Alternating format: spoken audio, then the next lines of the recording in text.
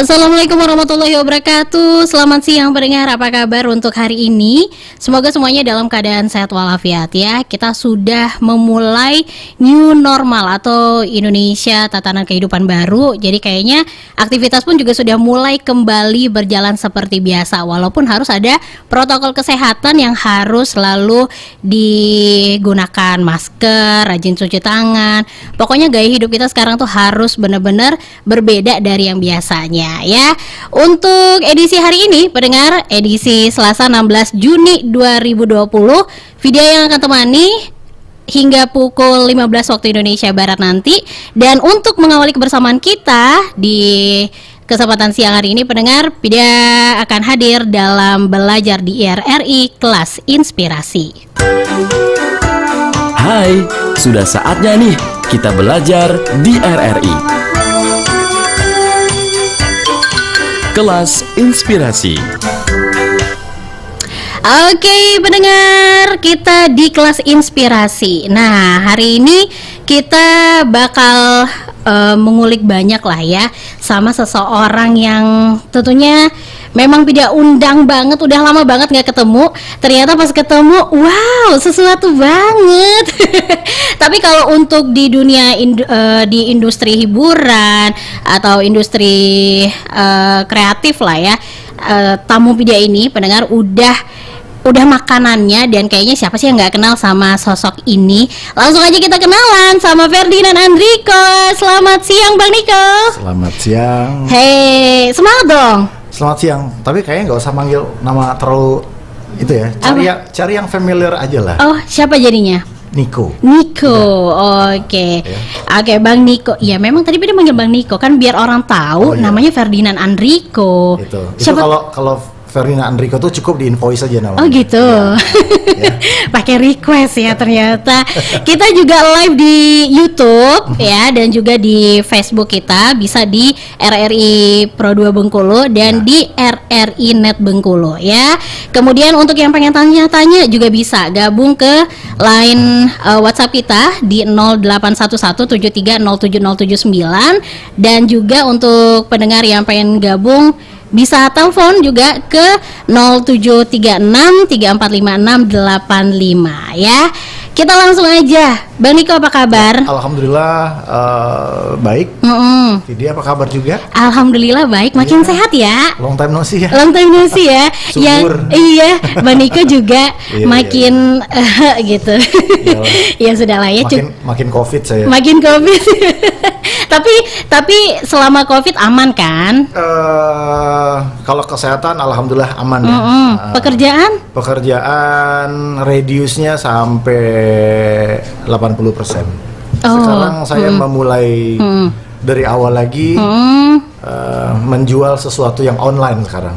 Menjual sesuatu yang online ya. Tapi IO masih jalan dong?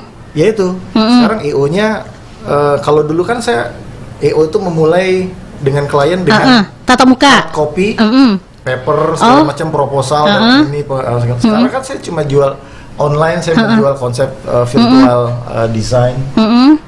Seperti itu. Oh, tapi berarti walaupun pandemi tidak mempengaruhi dong untuk usaha IO ini? Tetap harus berusaha ya. Tetap harus berusaha. Iya. Oke, baik, Bang. Vida nih pengen tanya banyak seputar IO kan. Kalau bisa dibilang Bang Niko ini di industri musik iya. Terus broadcasting iya. Ya kan. Terus kemudian sekarang kalau IO udah lama. Sebenarnya yang mana yang duluan? IO dulu kah? Penyiar dulu kah? Atau di musik dulu kah? Sebenarnya saya mulainya itu di musik. Musik dulu. Musik dulu, ngeband, MC. Ya. Setelah itu penyiar radio. Penyiar radionya itu justru saya tidak mulai dari sini, tidak dimulai dari Bengkulu. Yang notabene saya otomatis saya punya hak untuk menjajal radio kan. Justru saya mulainya di Makassar. Iya. Gitu. Dari radio berkembanglah ke event organizer. Terus untuk memulai IO sendiri ini dari awal kapan? Saya memulai IO itu sebenarnya dari tahun 90 atau 98 atau 97 saya lupa. Serius? Iya. Aku masih kecil banget loh itu. Iya, tapi itu saya cuma di posisi ring 3 untuk konser Mr. Big di Makassar dengan salah satu brand tembakau. Oke, jelasin dikit. Ring 3, berarti ada ring 2, ring 1. Ya, jadi waktu itu brand tembakau ini itu masih menggunakan expert dari luar negeri ya. Jadi kita ada di ring 3 itu kita berhubungan dengan humas. Kita sebagai humas. Jadi makanya kalau kita berbicara etos kerja, kalau kita dengan bule itu mereka sangat terstruktur dan rapi dan tidak boleh ada overlap. Ya kan? Jadi saya beserta 3 orang teman dari radio itu dilibatkan sebagai tim off air mereka. Kami sebagai humasnya. Jadi semua apa-apa mengenai event kami yang harus jalan. Kami harus bisa memberikan deskripsi event akan seperti ini, seperti ini. Itu job desk kami cuma di situ. Nah, masuk ke ring 2 itu sudah masuk di area venue. Itulah area floor director segala macam. Ring 1 itulah mereka yang ada di backstage. Itu. Dan ring 1 itu termasuk yang meng-create. Iya, meng-create. Traffic rundown mereka yang ini. Itu terlepas dari seorang director ya, director event. Oke, berarti Bang Niko sekarang udah director? Posisinya? Iya, seperti itu. Seperti itu. Soalnya direktur dari Fapro ya. Tapi untuk dari ini kan ring 3, ring 2. Memulai bener Bang Niko sendiri punya IO, buat IO sendiri, mengelola IO sendiri itu dari kapan? Kalau kita berbicara edukasi ya, saya jadi kuli dulu. Saya jadi kuli di EO orang.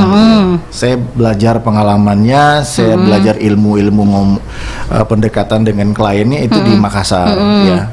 Itu ada salah satu badan usaha event organizer di Makassar yang dimiliki oleh salah satu artis Indonesia. Jadi anak perusahaan lah, ya kan. Nah, jadi saya belajar sama mereka, belajar ngobrol dengan klien, belajar meng-create segala macam. Tapi semuanya itu kembali kepada passion. Kalau kita orang seni punya passion ini nerimanya gampang. Iya. Sama seperti kita suka bahasa Inggris, tapi kita kuliah di matematik kan susah masuknya. Iya. Nah, jadi lebih kepada passion. Saya menyadari sih ada passion di situ. Saya mulai belajar. Itu kelihatan sih, soalnya dari orang yang suka musik aja udah kemana-mana. Musik, presenter, penyiar, dan IO itu kayaknya satu kesatuan sih ya. Tapi Bang, buat kita nih yang masih awam, masih pengen banget sih punya IO gitu kan, modal utamanya tuh apa? Modal untuk membuat IO harus kreatif kah? Pertama ya, kita harus berani berpikir out of the box ya. Iya. Itu aja. Kalau kita harus berani keluar dari zona nyaman. Gitu. Walaupun sebenarnya aplikasi di Bengkulu agak sedikit susah ya. Masa? Iya susah. Kayaknya eventnya nggak berhenti deh. Iya, eventnya nggak berhenti, tapi untuk grand design kita mencoba memberikan ini Pak yang baru. Oke. Sampai saya sering ngomong dengan klien, biar lebih gampang mereka mencerna. Ini loh Pak yang ada di Jakarta, seperti itu. Harus ya. Ini loh Pak yang ada di Jakarta, di Bandung seperti ini, gitu. Iya kan? Baru iya. Tapi kalau kita yang, seperti ini, mereka agak sedikit. Mungkin ya saya memaklumi karena awam ya. Sementara kita kan acuan kita kan sudah internasional, bagaimana meng-create efisiensi kerja, sekuritas kerja segala seperti itu. Jadi modal sebenarnya itu adalah kalau untuk personal ya, perbanyak link dan pengalaman dulu lah. Perbanyak link sama pengalaman. Ya. Oke, kita bisa nggak belajar dari internet? Susah ya. Iya. Soalnya belajar bahasa Inggris, belajar nyanyi kan bisa dari internet. Karena di internet tidak ada yang mengajarkan tentang passion. Iya. Kan? Berarti memang IO itu memang harus ada passionnya dulu. Passion. Bukan yang kayaknya udahlah pengen coba buka IO gitu. Enggak. Harus memang ada passionnya. Passion dulu. Biar klik gitu ya. Karena karena apa? Karena kita sebagai seorang event organizer, kita harus mampu berpikir dua arah. Kita sebagai yang minta duit, ya, dan kita sebagai orang yang ngasih duit. Iya. Itu loh. Iya. Ngomongin soal duit, susah nggak? Bagian dari modal nggak duit itu? Iya pasti. Seorang IO? Iya. Oh. Sekarang kan udah beda sama yang dulu. Sekarang IO harus berani funding di awal. Oh, berarti Pak, duit dulu Pak, baru kita kerjain gitu? Nggak bisa. Oh, nggak bisa. Jadi kita, oke Pak, ini nilai proyeknya 200 juta, ini, oke, kita kerjain. Oh. Selesai acara baru. Oh, gitu. Jadi ya sebenarnya kalau masalah duit itu tergantung itu tadi ya, link dan ini. Sebenarnya teman-teman juga banyak juga yang nanya ke saya masalah ini ya. Ada beberapa sekarang meminjamkan uang untuk pelaksanaan event itu juga bagian daripada IO sebenarnya. Banyak. Oh gitu. Banyak ya. Meminjamkan uang. Iya. Maksudnya meminjamkan uang ke funding. Sebagai funding. Banyak di Jakarta, di Palembang banyak. Jadi pakai uang kita dulu nih gitu. Iya, baru nanti diganti gitu. Vidya, Abang ada event brand ini nilai project 300. Oke, Vidya kasih 300. Nah, nanti hitung-hitungannya berapa persen yang akan saya kasih ke Vidya seperti gitu. Walaupun kita nggak ngerjain IO itu ya. IO sekarang udah berkembang luas ya. Pertama yang pasti Vidya agak baru denger. IO khusus debt collector. Serius? Ada. Kayak gimana itu? Biasanya kalau beberapa brand-brand besar di Jakarta itu mereka agak susah penagihan. Karena jarak jauh-jauh kan. Nah itulah ada jasa itu. Oh, jasa. Bukan organisasi khusus penagihan. Enggak, ini serius beneran. Serius ada. Tapi dia punya, tapi itu IO. IO. Oh. Jadi ini kan banyak IO yang nggak jalan nih. Iya. Iya kan. Tapi dia punya modal ya. IO nggak jalan ini daripada mati suri. Rekan-rekan yang lain, oke, kita bangun. Kami kasih job desk. Tugasmu adalah penagihan. Oh, nah seperti itu. Gitu. Jadi kalau kita nggak usah lagi pakai tenaga-tenaga yang kayak polisi segala macam, cukup yang ini aja sih sebenarnya. Banyak macam sekarang. Pengembangannya udah luas ya, subdivisi udah luas banget. Oke, ada telepon nih Bang. Okay. Kita coba terima di line telepon. Coba cek. Oke. Halo, pendengar RRI. Halo, Assalamualaikum. Waalaikumsalam. Dengan siapa di mana? Dengan Radit. Dengan siapa? Radit di mana, Dit? Ya, di Pagar Dewa. Pagar Dewa. Dit, mau nanya apa, Dit? Oke, Assalamualaikum, Bang. Waalaikumsalam. Niko. Iya. Oke, Bang Niko ya? Iya. Oke, Bang Niko dan juga Mbak Vidya ya? Iya. Mbak Vidya ini mau nanya nih, Mbak Vidya, kepada Bang Niko. Pertama, apakah bisa dijadikan sebuah cita nih, seperti ingin jadi IO ini? Apakah bisa apa? Dijadikan sebuah cita-cita sejak kecil. Oh, dijadikan cita-cita. Karena nampaknya agak luar biasa juga ketika kita bisa menjadi IO ini ya. Iya. Kedua, oh banyak ya. mungkin juga Bang Niko punya pengalaman sendiri. Apa sih pengalaman suka dukanya ketika menjadi terjun di bidang ini? Karena bisa jadi sebagai inspirasi ataupun pengalaman atau sebuah pemikiran pendengar atau sebagai kami ingin belajar atau ingin menekuni yang dilakukan Bang Niko juga. Terima kasih. Assalamualaikum. Waalaikumsalam warahmatullahi wabarakatuh. Dengar ya Bang ya. Ya. Ada Radit di Pagar Dewa Bang. Pertanyaan yang pertama Bang, jawab dulu. Bisa dijadiin cita-cita nggak menjadi seorang event organizer? Bisa. Bisa. Untuk Kenapa?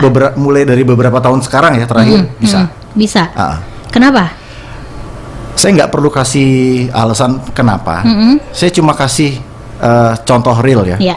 Seorang state manager di Jakarta itu gajinya 20 juta. Gaji seorang state manager doang? Satu event. Oke. Di Jakarta. Di Jakarta. Iya. Oke. Ya, sementara di saya seorang state manager saya hire itu 2 juta. Waduh. Ya. Seorang state manager itu bertanggung jawab sepenuhnya terhadap traffic rundown dari acara mulai dia GR sampai acara selesai. Saya tidak mau ada miss Nah, seperti itu.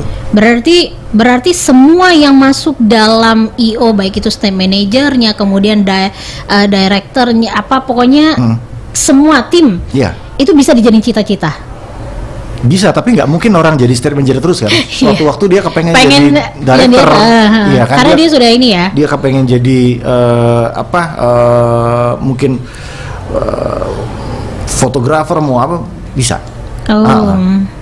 Biasanya dari stage manager itu posisi paling tinggi yang dia bisa reach itu adalah seorang director event. Dia yang mendesain event itu akan seperti apa. Iya. Jadi dia dapat dari klien mau ada event gini, dia create nih grand desainnya seperti ini, lempar ke grafis untuk bikin desain layout. Setelah itu masuk ke bagian konten. Di bagian konten dia lempar ke stage manager yang eksekusi sesuai arahan dari director. Gitu. Ya soalnya kan yang turun langsung ke lapangan kan stage manager ya. Yang pada akhirnya terakhir itu stage manager. Iya. Oke, udah kejawab ya Bang Radit yang pertama. Bisa dijadiin cita-cita? Bisa. Punya IO jadi cita-cita? Bisa. Oke. Yang kedua, satu lagi. Sekarang IO sudah terdaftar di kementerian ya. Dengan legalitas OSS, online submission system. IO kan sudah terdaftar, artinya pemerintah negara sudah mengakui pekerjaan sebuah IO. Pekerjaan IO. Oke, baiklah. Pertanyaan yang kedua, apa pengalaman dari Bang Niko? Ada punya pengalaman nggak ketika terjun di IO? Mungkin hal-hal yang nyeleneh deh, misalnya kayak gitu. Pengalaman baik dan buruk. Boleh. Apa? Kalau yang baiknya apa? Pengalaman baiknya saya pernah menggarap event BUMN hanya dalam waktu 3 hari. Itu yang kami sebut dengan Project Sangkuriang. Berarti cepet banget. Ya mau nggak mau, karena saya dengar dari teman-teman pemerintahan, memang event BUMN yang seperti itu. Jadi mereka pengennya mainnya cepet. Selesai ketemu ya, ini meeting dan segala macam. Kita kan di lokal di Bengkulu ya. Sementara kalau BUMN itu kan dari pusat. Dari pusat orangnya datang ke Bengkulu. Mas Niko saya mau ketemu, saya dapat Mas Niko dari ini, kita ketemu, kita ngobrol, Mas Niko ini eventnya yang saya mau jalan, ketek. Oke Mbak, kapan? Lusa. Terus ngerjainnya gimana Bang? Yang saya pikir itu adalah kan ada beberapa properti event yang tidak bisa saya support dari Bengkulu. Saya bilang ini saya bisa support tapi tidak yang ini dan ini. Saya ambil dari Jambi dan Palembang. Oke, sikat katanya. Saya sikat Palembang, Jambi, oke. Besok berangkat. Terus yang di Bengkulu ini yang lebih agak sedikit spesifik karena banyak perintilan. Saya kumpulin semua vendor. Ya. Vendor lampu, vendor panggung, vendor segala macam saya kumpulin. Salah satunya itu adalah karena kita EU kan harus berpikir cepat. Ini poin yang bisa gawat di mana? Poin cetakan. Jadi saya hubungin salah satu advertising di Pagar Dewa. Saya cuma tembak satu kali sama dia. Saya minta tokomu buka 48 jam. Dan ternyata benar. Dari pusat itu mengganti desain grafis itu 1 jam 2 kali. Jadi ada 8 kali revisi desain. Waduh. Dan desain yang dicetak itu ukurnya 3x8, 3x12. Wah. Itu. Jadi dalam 2 hari itu selesai jalan, ada lagi permasalahan dan saya dan tim dari Jakarta maklumi itu karena faktor kecapean. Jadi backdrop itu roboh jam 7:30 pagi. Acara jam 11. Waduh. Jadi saya kumpul lagi semua tim, bangun ulang lagi. Alhamdulillah lancar jaya. Memang kalau di awal-awal sih selalu pasti ada tantangannya ya Bang. Itu tadi yang saya bilang. Kalau kita bekerja dengan passion, ya kan, kita memikirkan bagaimana klien melihat kerjaan, pasti bawaannya enak tuh. Iya. Apalagi kliennya sebenarnya enak juga sih ya gitu. Enggak sama sekali. Serius. Iya. Justru malah repot ya yang ini ya. Itu. Tapi itu jadi pengalaman yang baik. Iya. Jadi di situ kita benar-benar dipacu adrenalin bekerja. Kalau saya sering baca tulisan berani bekerja under pressure, itu yang saya dapetin. Itu pelajaran yang abang dapetin. Itu bener. Semua tim saya mengalami itu. Ya, bayangin ada kursi Tiffany. Kursi Tiffany itu ada 500 unit. pasang di benteng karena menteri kepengen makan duren sambil di situ, menteri BUMN. Saya udah bangun roda di situ. Tiba-tiba kata stafnya, "Ibu nggak mau kursi ini, ibu mau kursi stainless." Waduh. Bongkar lagi. Bongkar itu kan kalau dari benteng ke bawah itu nggak bisa naik mobil kan? Iya, harus jalan ya, mikul ya. Iya. Bayangin dari atas ke bawah mikul. Itu satu. Ya. Terus yang kedua, saya harus masang roder dalam jangka waktu 1 hari. Roder yang segede gaban tuh kalau expo, saya pindahin dari sport center ke benteng. Di benteng ada masalah lagi, tidak boleh dipatok karena cagar budaya. Iya. Jadi solusinya adalah saya harus ngelas. Jam 2 malam saya ngelas. Itu. Pakai tidur? 2 malam kita nggak tidur. Wah. Saya tidur di Selasar Hotel, bukan di hotel ya, di Selasar Hotel. Karena saya nggak sanggup lagi. Jadi pada saat acara ada rakornya, saya tempat tidur sebentar itulah. Untung nggak diusir saya. Iya. Itu jadi pengalaman itu baik yang, ya, Bang? yang bagus. Pengalaman jelek saya, tapi itu juga anugerah buat saya pada saat saya masuk headline sebuah surat kabar di ini, waktu saya menghadirkan almarhumah Julia Perez ya. Iya. Itu. Kenapa, Bang? Saya diserang masyarakat lah ya. Gara-gara menghadirkan Julia Perez ke Bengkulu. Nah, ini yang pengen banget tanyain. Sebenarnya IO tuh punya kategorinya nggak sih? Kayak misalnya Bang Niko ini lebih ke IO musik kah atau pameran kah gitu? Oke. Kalau sekarang itu kan ada yang namanya standar MICE ya. Meeting, insentif, exhibition dan segala macam. Nah, itu polanya beda. Kita harus ada sertifikat itu. Sertifikat MICE itu akan bersinergi dengan Bkraf. Biasanya akan berhubungan sama convention, exhibition dari Dinas Pariwisata Kementerian seperti itu. Nah, kalau kita mungkin lebih kepada skup yang lebih kecilnya. Skup lebih kecil. Kalau yang itu kan nilainya udah miliar, triliun. Kalau kita yang kecilnya aja. Yang di bawah 1 M lah. Nah, itu. Itu aja. Kita ada di gathering, di meeting ada dengan skup lebih kecil, ya kan. Kita ada entertainment. Kita ada juga kalau entertainment itu masuk ya, ada musik, ada beauty pageant, ada segala macam. Terus kita juga kadang bermain di sekarang ini saya lagi mencoba menawarkan di masa pandemi offline event to online event. Tidak pernah lihat tuh di Instagramnya Bang Niko, kayak misalnya mau rapat para pejabat-pejabat gitu, itu menggunakan IO. Iya. Sekarang ada istilah baru dengan adanya masa pandemi, ada istilah baru namanya virtual event organizer. Iya. Itu. Nongol lagi itu Nongol ya virtual. Tapi secara budget itu reduce-nya 50% dibandingkan event yang offline. Karena apa? Karena kita menggunakan platform yang sudah ada kan. Itu. Oke. Kita istirahat dulu, Bang. Radit itu tadi ya, Radit. Oh ya, Radit. Mudah-mudahan kejawab ya pengalamannya supaya bisa jadi acuan juga buat Radit yang punya cita-cita kayaknya nih pengen mengelola sebuah event organizer.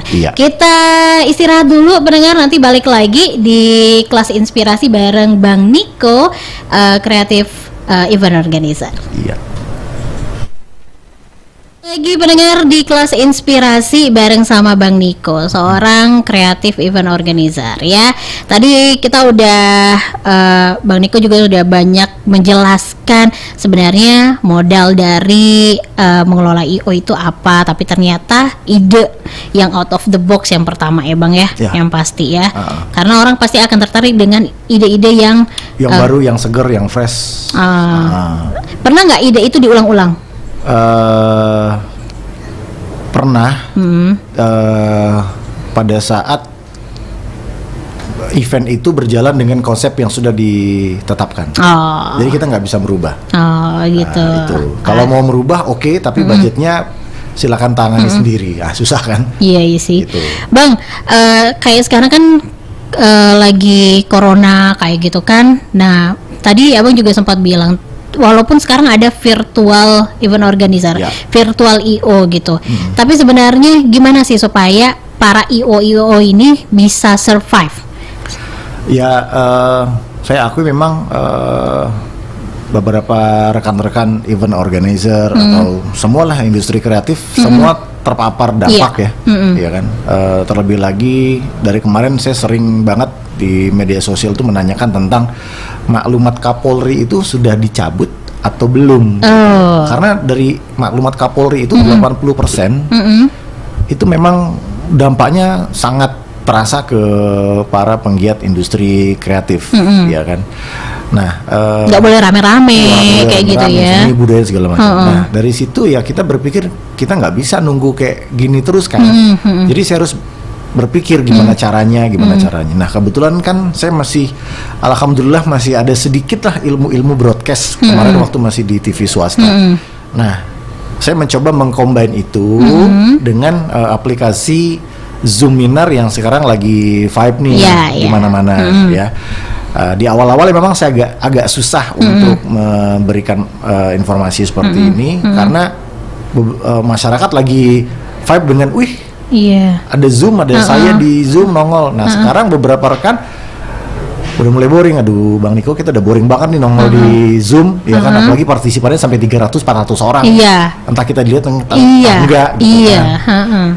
Bang Niko, kira-kira ada nggak ide yang bagus? Oke, Bu, saya bisa gitu kan. So, mulai create lah dengan software audio video, dengan beberapa relasi. Saya coba bikin simulasi kemarin, sudah ini alhamdulillah lancar jaya simulasi. Teman-teman itu semua yang ikut tuh semua bantu. Karena mereka juga kena gitu kan. Oke, kita sama-sama bantu Bang Niko deh. Kita bikin simulasi event online. Nah, udah semua event online, ya kan, for free, tidak ada yang inca sama sekali, ya kan? Bantu semua. Nah, itu yang sekarang saya jual ke beberapa instansi pemerintah. Kemarin sudah ke instansi pemerintah, mereka interest, ya kan, beberapa swasta juga. Alhamdulillah interest. Ya sekarang ibaratnya saya menebar jaring dulu nih. Ya kan, saya harus putar otak bagaimana menyiasati masa pandemi ini dengan event yang sifatnya online, ikut standar protokol COVID new normal. Itu aja. Nah, tadi yang Abang bilang, apakah dari himbauan ya dari Polri ini udah dicabut apa belum? Dan itu berarti ada permasalahan. Iya, permasalahannya karena pandemi, takut ada gelombang kedua kan, kita ngerti. Oh gitu. Udah pikir takutnya ini boleh kok, giliran IO nggak boleh. Tahu, saya juga berbicara yang itu ya. Saya cuma apa yang terjadi di saya itu juga terjadi teman-teman di Palembang. Gitu. Ya. Kalau di Bengkulu, saya dengar dari teman-teman yang wedding masih aman untuk akad, ya kan. Tadi informasi tadi pagi saya dengar juga di daerah Bumiayu ada acara resepsi, ya kan, tetap bisa berjalan. Bedanya cuma pakai masker sama tidak salaman. Nah, itu saya bilang, artinya bisa dong. Ya kan? Nah, tinggal yang saya sekarang. Nah, sementara saya lagi ada pembahasan dengan klien saya di lembaga vertikal untuk menggelar event yang sifatnya beauty pageant, tapi lebih kepada brand mereka gitu kan. Saya mikir dua kali. Mereka kepengen event yang dilaksanakan ini nanti harus mengikuti standar protokol kesehatan new normal yang sebenarnya, iya kan. Sementara kan di Bengkulu masih abu-abu nih. Standar protokol mungkin sebatas masker, padahal kan lebih dari itu. Nah, saya berpikir kalau yang ini nggak bisa, saya harus mutar otak. Event itu saya harus laksanakan secara virtual. Nah, ini yang nanti akan ada pembahasan lebih lanjut dengan klien saya. Cuman aneh aja ya. Beauty pageant tapi virtual, bingung kan? Supporter dari rumah. Oke, baik.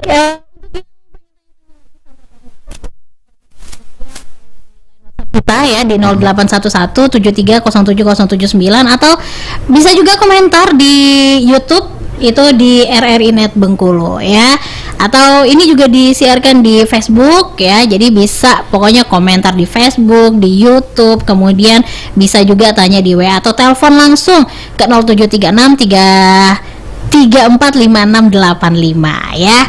Balik lagi Bang Niko, mungkin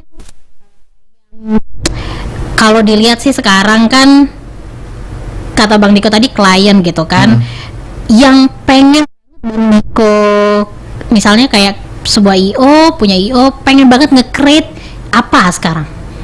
Banyak sih sebenarnya. Yang paling banget jadi cita-cita Bang Niko? Sebenarnya cita-cita saya itu samalah dengan cita-cita teman-teman IO yang lain.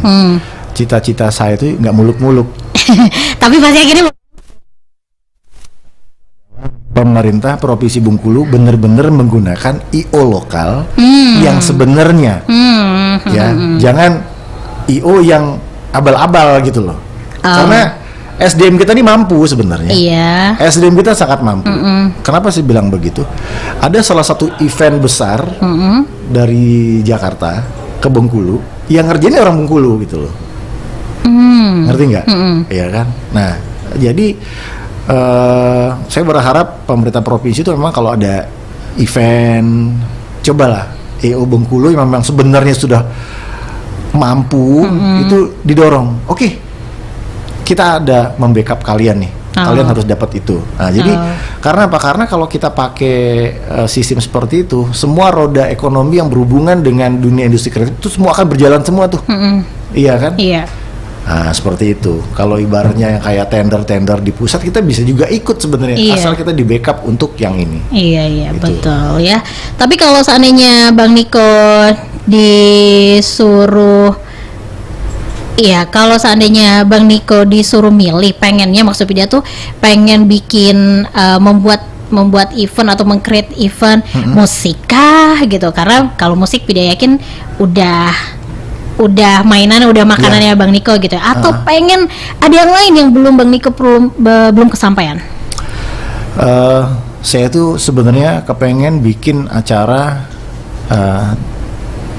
di Pantai Panjang, event ya, event di Pantai Panjang, tapi di pantai, bukan di sport center. Oh, ala-ala Bali. Ya, Oke. Itu ya, karena kita sering berpikir kita punya pantai bagus, saya akui itu bagus. Tapi kalau kita bikin event itu di sport center, bukan di Pantai Panjang ya. Kenapa nggak di situ gitu? Iya kan.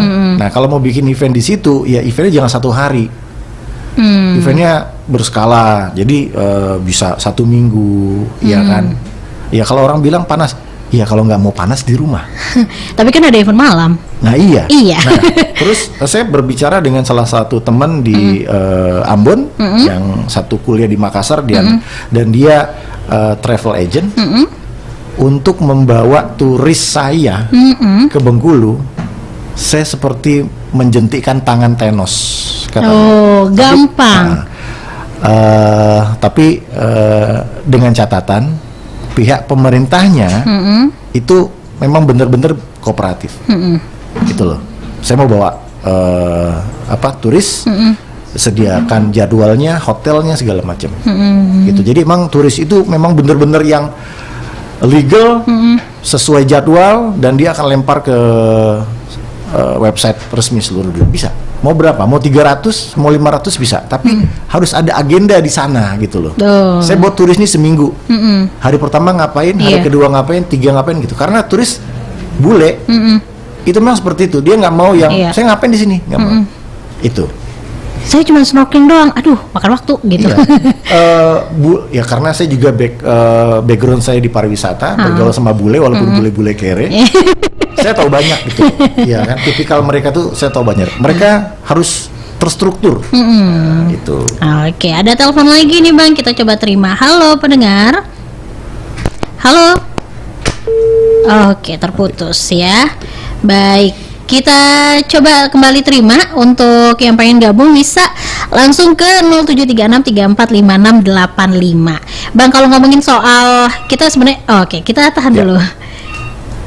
Halo pendengar, selamat siang. Selamat siang. Iya, dengan siapa, di mana? Dengan Andi, Mbak. Andi di mana, Di? Di Malabro. Andi di Malabro. Andi mau nanya apa? Iya, mau nanya sama Bang Niko, akrab juga dengar namanya ya. Ini Andi mau nanya, soalnya Andi kan udah lama juga di Bengkulu, sempat juga beberapa kali tinggal di luar gitu ya. Yang Andi sayangkan kenapa event-event seperti event Tabot di Bengkulu itu tidak seperti event-event misalkan karnaval batik di daerah mana begitu. Terus event-event lain seperti halnya ya mungkin kalau Bang Niko tadi sempat singgung ini loh acara dari Jakarta. Nah, kenapa tidak seperti Jakarta International Expo, kemudian juga event-event Jakarta yang memang hampir mirip sepertinya dengan event Tabot di Bengkulu, ramenya juga begitu, tapi dari tahun ke tahun kesininya event ini ya kayak monoton begitu ya, atau mungkin belum Fapro kali yang garap kali ya, sepertinya atau nggak menang tender kali ya Bang Niko. Bang, itu ibarat kayak iya, jadi sebenarnya gimana ya Bang, ketika kita punya event yang luar biasa bagus, event yang berskala nasional juga internasional ini, kenapa penggarapannya seperti setengah-setengah, bahkan nggak nyampe setengah sepertinya kalau dilihat ya. Apalagi di Malabro begitu kan, ini kayaknya ya sekedar Tabot gitu aja, ada jajaran pasar yang luar biasa begitu, kemudian ada obral-obral segala macam. Tapi kalau disusun dengan sedemikian rupa, dengan baik dan lebih elegan, mungkin ini akan lebih membuat nama Bengkulu lebih naik lagi. Kemudian ya mungkin penataan kali ya Bang, dan juga acara-acaranya tidak monoton. Gitu aja deh Bang Niko. Salam selalu ya dari fans lama nih Bang. Fans lama. Ya soalnya kayaknya paham banget sama Bang Niko ya. Iya. Mungkin kayaknya Fapro harus menang tender nih. Fans yang mana nih? Fans yang mana? Aduh, sombongnya. Oke, makasih Andi. Iya, tahan dulu Bang, ada lagi yang telepon ya. Halo. Oke, kita coba terima lagi. Masih kita tunggu untuk yang pengen bertanya ya di line telepon, atau bisa komentar juga di Facebook, di WhatsApp kita juga kita terima. Oh, ada di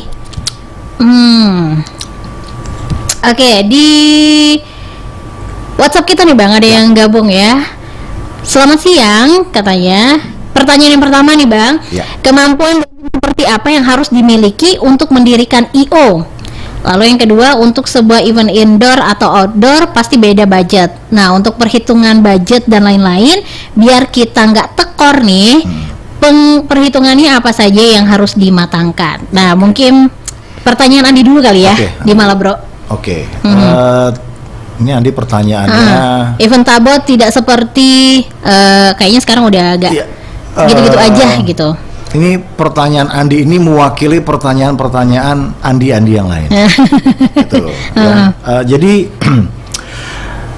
permasalahan Tabot itu sangat kompleks menurut saya, karena banyak yang terlibat di sini, ya kan? Ada indikasi. Begini, saya ceritanya kayak gini. Saya pernah menghandle booth produk minuman segar, dari Jakarta untuk di Tabot. Dia kirim ke saya layout. Ini layout Tabot. Saya lihat, keren banget, keren banget. Oke, Mas Niko, deal. Saya minta penawaran harga. Saya, sudah penawaran harga. Saya ulang, saya terima beres. Terus dia datang. Dia datang. Pada saat itu masih sifatnya loading, saya balik lagi ke Jakarta. Semakin kesini mulai itu kita sudah lihat ada yang jualan piring yang tidak ada di layout, ada yang jualan gula-gula, segala macam yang tidak ada di tenda tidak ada di tenda kerucut ya, ada tenda tambahan, tenda kalau kita bilang tenda teratak. Saya sudah punya firasat nggak bener nih. Bukan masalah itunya, saya punya firasat nggak bener, saya bakal kena maki nih sama klien saya. Dan alhamdulillah itu terjadi ya. Dia datang, Mas, ini gimana ceritanya nih kayak gini? Ini bukan festival Tabot seperti yang saya sering di Padang loh ya. Ini pasar malam. Ini Tabot Pak, no way, ini pasar malam. Sekuat saya memberikan penjelasan ke dia bahwa ini adalah festival Tabot, kementerian bla bla bla, dia tetap berpikir ini pasar malam. Karena apa? Karena dia melihat dari bentuk, dari sisi awamnya dia. Seperti ini. Coba Mas Niko lihat mapping dari pemerintah Provinsi Bengkulu. Ini baru namanya acara festival yang di backup oleh kementerian. Tapi kalau sudah ada seperti ini sudah pasar malam. Nah, jadi ya saya hopeless lah. Saya bilang ya saya terima aja, asal saya tidak di-cut, duit saya nggak masalah. Nah itu jadi ada pihak-pihak yang kayaknya nggak ambil peduli terhadap estetika sebuah event budaya. Itu saya pernah kasih masukan ke teman-teman di media center, bisa nggak area itu dipisah gitu loh. Ini area festival budaya, ini area modern, ini bukan area modern, ini festival budaya, ini mix modern dan budaya, ini pasar rakyat. Jadi kita punya banyak venue yang tersebar. Iya. Saya pernah punya kayak gitu, tapi katanya nggak bisa karena harusnya di lapangan Tugu karena ada untuk prosesinya harus seperti itu. Oh jadi nggak bisa dipisah? Nggak bisa katanya. Oh ya sudah, kalau nggak bisa dipisah artinya kita bertahan pada pola yang lama. Sementara kan kita perlu nih inovasi-inovasi baru, ya kan? Jadi kantong ekonomi yang hidup itu tidak cuma di daerah Tugu gitu loh. Oh, berarti balik lagi sama yang Monica tuh bilang tadi, berarti kita tuh kalah sama budgeting gitu? Bukan. Oh bukan. Kalau di Tugu yang hidup itu ekonomi di daerah Tugu, iya kan. Sementara kita punya sport center. Sport center juga harus hidup. Roda ekonominya daerah sport. Terus kita mana lagi punya spot-spot bagus. Kita punya banyak spot bagus. Coba kalau pas tabut itu dipakai semua, dilibatkan, iya kan. Nah cuman ya kembali lagi muaranya itu adalah kepada anggaran, iya kan, anggaran. Nah sebenarnya kalau tabut itu sebenarnya permasalahan itu adalah ada hal-hal yang di luar event itu yang masih belum mengerti estetika sebuah event budaya skala internasional dan skala nasional. Itu aja. Kalau mereka mengerti, oh iya, saya nggak mungkin jualan piring di sini loh ya. Oh iya, saya nggak mungkin jualan sablon baju di sini gitu loh. Dan pemerintah juga harusnya memfasilitasi yang mau jual piring, gelok dan segala macam jangan di sini ya. Ini tempatnya loh di sini. Ya terus yang area coffee zone di sini ya. Yang jual apa lampu-lampu anak-anak ya jangan dekat yang kopi kan keren tuh, layoutnya keren. Iya, Beda ngeliat sih, itu ya Bang Niko pernah garap ya waktu di Sport Center kopi. Iya, yang ada festival band 2000 berapa ya? 2017 ya. Ya, Beda pernah lihat. Yang pertama kali pakai daun-daun plastik. Iya. Ya, I see. Oke. Nah, mudah-mudahan itu kejawab ya sama Mas Andi tadi di Malabro. Nah, katanya kenapa event Jakarta, event-event di Bengkulu ini nggak bisa kayak di Jakarta Fair? Pertama anggaran ya. Kedua mindset. Nah, ya. Mindset masyarakatnya kah atau? Ya, mindset masyarakat.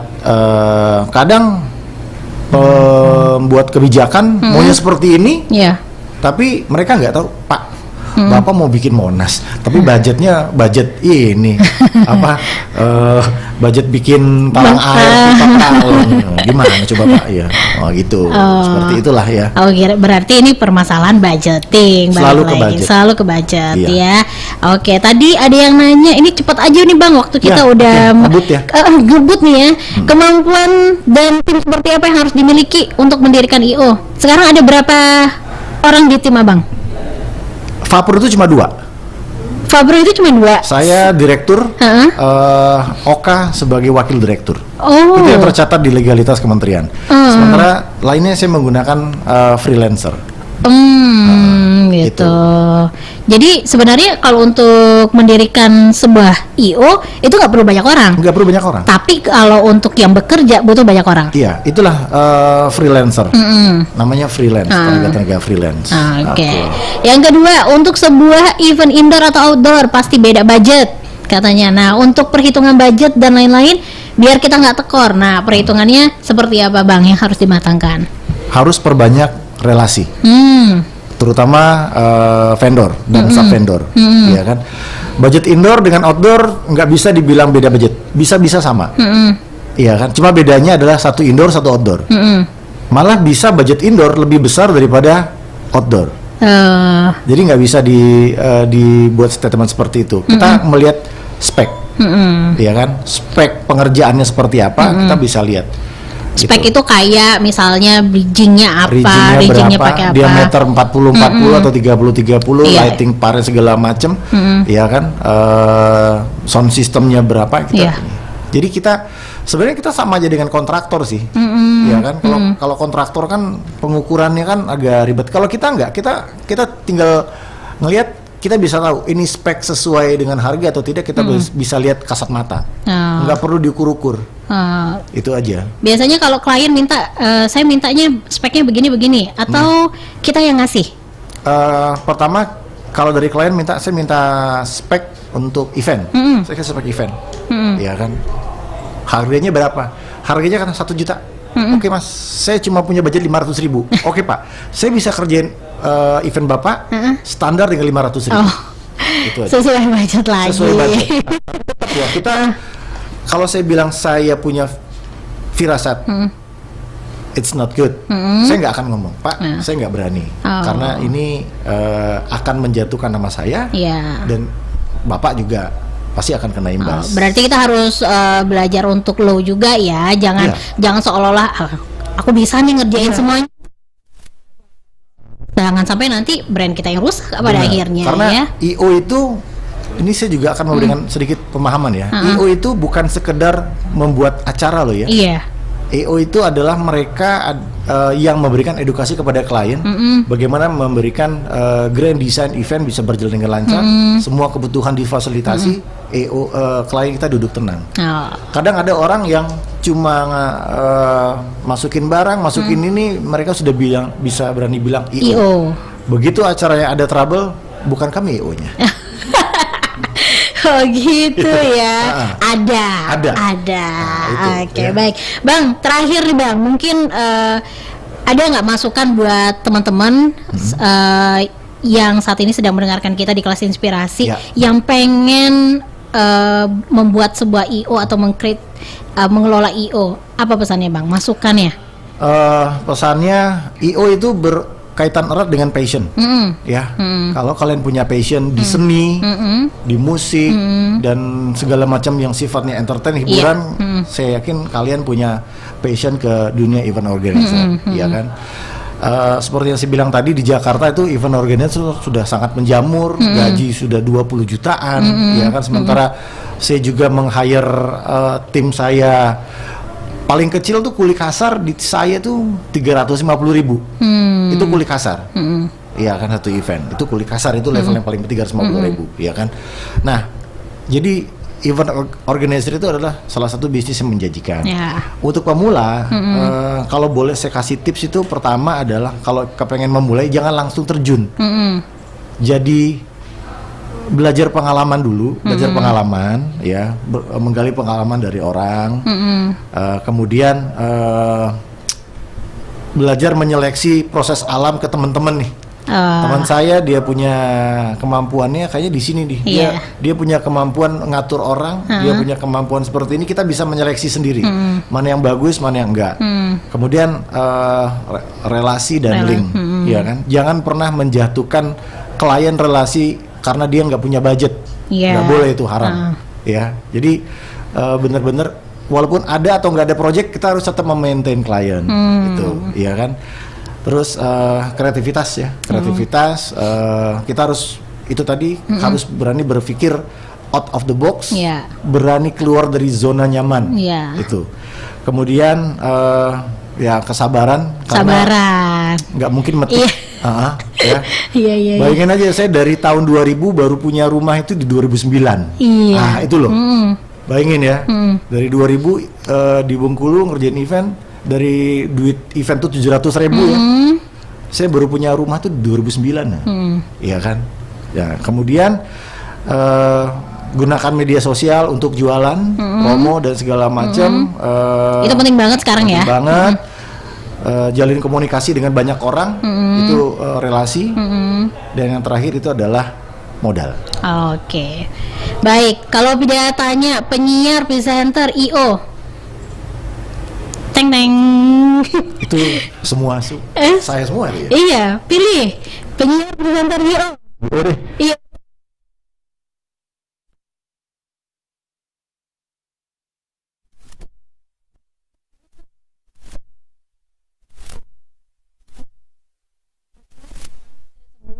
berorganizer. Jadi juga mungkin pendengar yang di rumah yang lagi nontonin kita juga yang pasti pengen membuat IO, yang pertama itu harus punya passion. Ya, kalau nggak punya passion, aduh susah juga asal buat-buat ya.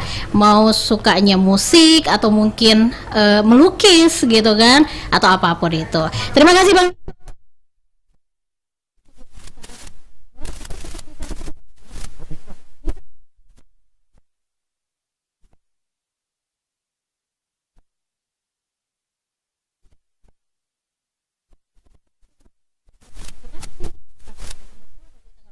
19. Thank you Bang. Ya. Assalamualaikum warahmatullahi wabarakatuh. Ya, waktunya habis deh.